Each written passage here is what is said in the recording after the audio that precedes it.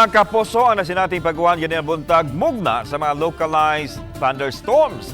Sa pagkakaroon, parang nakaapekto sa Southern Luzon, Visayas ug Mindanao ang easterlies kung ang init nga hangin gikan sa dagat Pasipiko.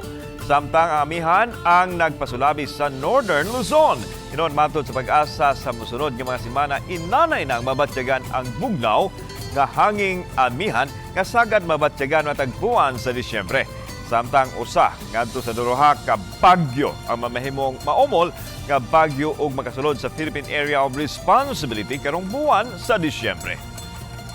Karon basta Pasko bugnaw man jud natong expected. Bugnaw gihapon ta pero dili na siya the same na pares ka bugnaw sa mga previous years kay tungod sa kaning present sa atong El Nino. So ang kaning El Nino medyo mutas taas man jud ang ato ang temperatura gyud ana.